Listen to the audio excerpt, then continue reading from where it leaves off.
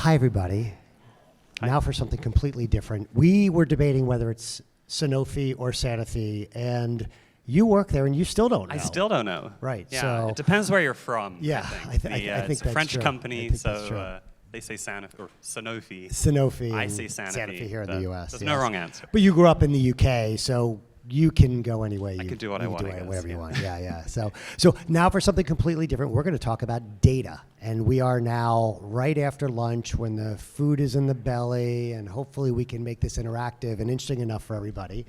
So I run sales and partnerships at Crisp. Crisp is for those who don't know us, we're a data platform that connects retailers with CPGs, so the CPGs can make better usage of the data that the retailers already provide, essentially automating and accelerating access to retailers' data portals for all sorts of use cases, which we're going to talk a little bit about. So, Elliott, why don't we start with you? Love to hear your background. Sure, yeah. Elliott Bowles. I work for Sanofi. We're a global healthcare company, so make vaccines, pharmaceuticals. Also have a really big line of consumer goods, so things you might have seen at a Target or a Walmart.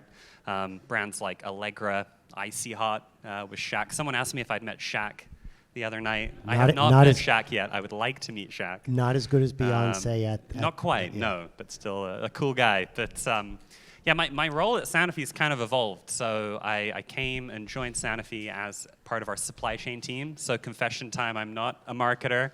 I'm a supply chain guy. Working with kind of our mass retailers to manage in-stocks, inventory, that kind of thing. As things progressed, I found there's a huge need for data, right, with that. And especially with the pandemic, needing to be able to respond quickly was really important. And so that's kind of followed me kind of through my career. And then recently have moved into a role where that's all I get to do is work with data, which is really exciting. I'm really passionate about it.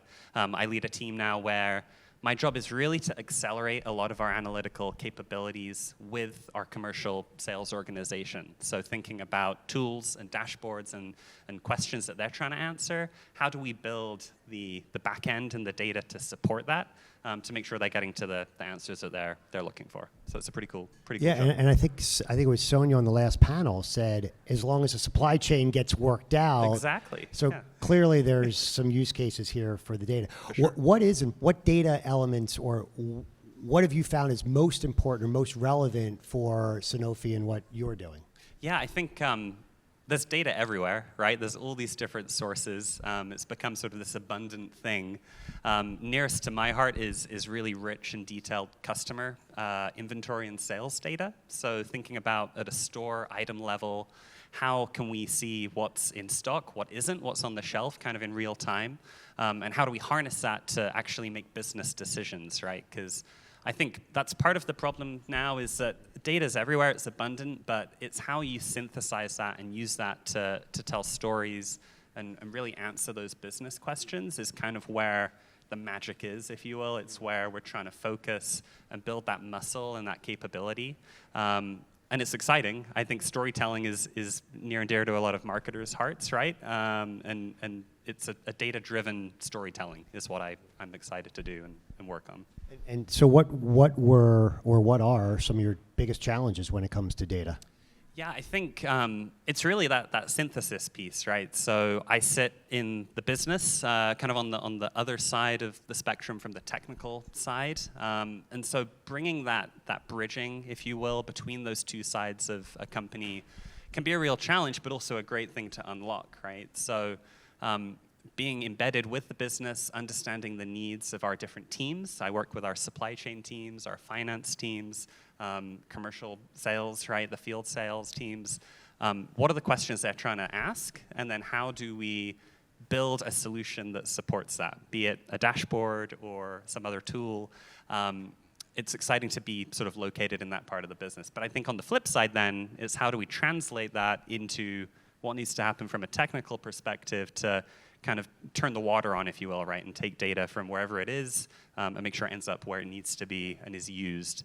And I think the other piece is really around value as well, right? So this is kind of an area that's become more important recently for me is we can build things all day, which is exciting. I love building dashboards. I'm kind of a nerd in that way. But if people aren't using it to drive value for the business, it's kind of pointless, right? So how do you assign a dollar value to analytics. And that's something I've been thinking a lot about, and we've made some progress with. What did you, before our partnership, what did you do? How did you get this data? What was the process? Yeah, it was very manual, right? So if I think about in my old role in customer supply chain, there was 5 or 6 people like me for different customer teams. If there was a crisis where suddenly maybe our inventory or our product supply was constrained, we'd get a frantic email saying what's going on with this item at retailer X. Or the worst thing is when you get a photo of a shelf with an empty hole on it, and someone says, where's the product? And so everyone was scrambling, right? They were manually pulling reports. They were having to go in and grab the data. So where were they pulling the reports from? Yeah, from these portals, right? So we work a lot with, a lot of our retailers have really great data that they give to us. Sometimes we pay for it, sometimes it's free, but it's often very detailed. And it's a big thing to kind of get your hands around, right? You have to think about how you keep things maintained and updated and how you're going to use that, again, in that business process. And so that was very manual, it was slow, it was taking a lot of time from people who should be kind of analyzing data to become sort of people who were just grabbing data, and that's all they were doing all day, every day, and it made us kind of slow and a little bit reactive as well. So yeah, I mean, it's not, you don't want to build the pipes. It's right. Undifferentiated work. It's right. Not that you want to build the value on top of the data that you get access to. Got it. Yeah. Clearly the pandemic has changed everything. How's it affected Sanofi, and how are you guys reacting? Yeah, I mean, I think, it's kind of cliche to say now, right, that the pandemic has changed everything, but it has, which is true, right? For us, we're seeing a lot more of a need to be quick to respond to our retailers, right? So I remember when I started my career, we'd look at inventory from the prior month or the prior quarter, right?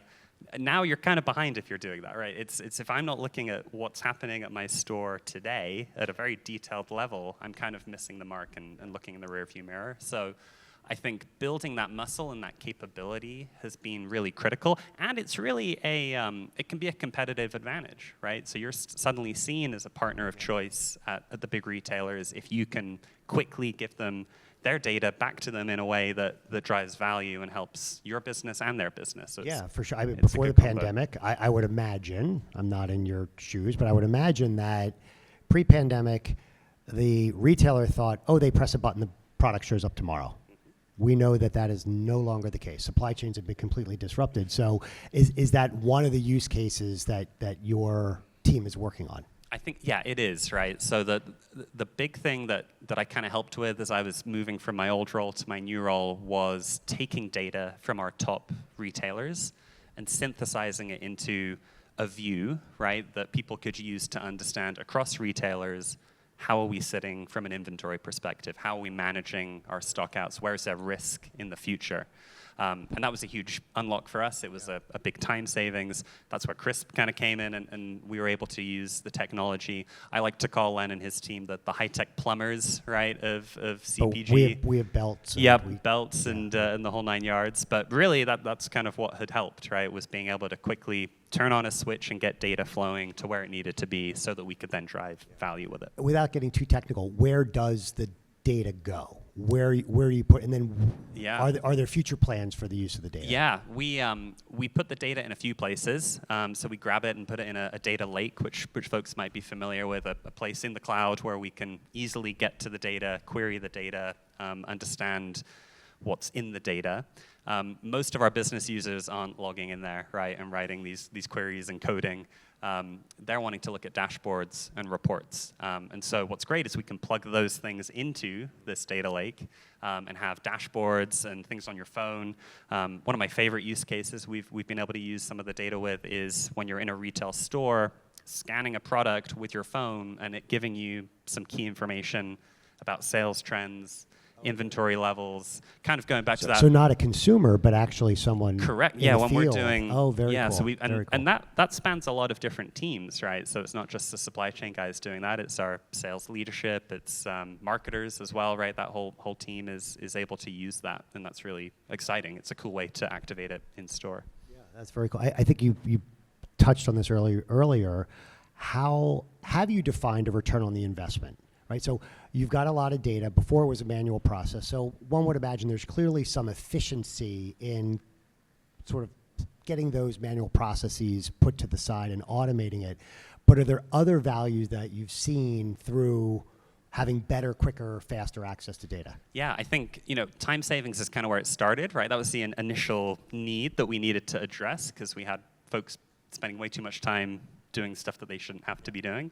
But the real value, I think, for especially this inventory work is being able to make sure we're not marketing and advertising products where they're out of stock, right? Which kind of sounds like a basic thing, but historically has been kind of hard to do, right? So we're able to look across retailers as we're building marketing plans and other things and thinking about activations to make sure that either we've got the product there when the promotions are kicking off, or can we predict and understand in the future, are we going to have a risk? You've got a promotion running, sales velocity is X, in stock Exactly. is Y, you're going to be out of stock. So, so maybe that does relate to the marketers in this group, which is great. We brought it all full circle. Yeah. So your group is cross-functional. How are some of the other teams that you support using this type of data? Yeah, I think this data is becoming one of many other feeds that we're looking at, right? So if you think about consumption and shipments and inventory as kind of three legs of a stool, being able to see all of that alongside each other is super valuable, right? Because suddenly you can understand all sorts of kind of business components and sort of trends that previously would take a long time to go to one team to get the data for consumption and another for inventory. It's a journey. I wouldn't say we've perfected that, right? But it's a step in the right direction. The other thing is looking at kind of bigger sort of external data as well, right? So if we think about a lot of our business is very seasonal. If you think about allergy products, right, that's very dependent on the weather and pollen and things like that. There's lots of great data out there that we can integrate and look at alongside our sales trends and start doing more predictive and other weather data. Exactly, which I think is kind of an untapped potential for us. It's something I'm very interested in. I'd love to explore that more, and it could drive tremendous value when we're talking about value there. Yeah, I would imagine that having a single source of truth across the organization is deterministic data. Right. So it's not paneled, it's not modeled. This is actually what's going on at these particular retailers, and then having that holistic view across your entire retail ecosystem so that your team can do something with it, but so can the supply chain team and the finance team and the demand planning team and the sales team. Yeah, there's a single source of truth, right? And everyone's suddenly talking kind of a common language from the executive team down to kind of folks who are more working with the customers. Yeah. What didn't we talk about that we should have? Gosh, I'm trying to think. I think the thing that's kind of kept me excited in my role is how we drive the storytelling and the value with data, right? Because data's cool in my mind, but if it's not being used for a purpose, it's not super valuable. And so I've really tried to think about how do you kind of tell that story with data and make it really, again, a competitive advantage, right? A kind of a critical asset. People kind of think about data as this sort of abstract thing, but we're starting to look at it kind of like we look at people and other products, right? It's one of those sort of assets that we have that we can really harness and leverage to drive the business. Yeah, I think that's great. The overused metaphor that I use is data is the new oil. I think everybody's heard that, but if you don't refine that oil into something usable, right, then it's just a bunch of black gunk. It's messy. So, messy. Exactly, it's messy. So you're refining that data into something usable. Yeah, I'm going to steal that analogy. Yeah, that's good. Please. Analogy or metaphor? Or metaphor. I can never remember. So I think that was it for all my questions. Can we use the data to determine how we really do say the name of the company? That would be a good question. Can we ask ChatGPT? That's what I'm thinking. Yeah, some AI. Awesome. Any questions for this crew? I know they're probably all wondering the same. Sanofi. That's the real question. This is good. Awesome. Okay, round of applause for this duo. Thank you so much.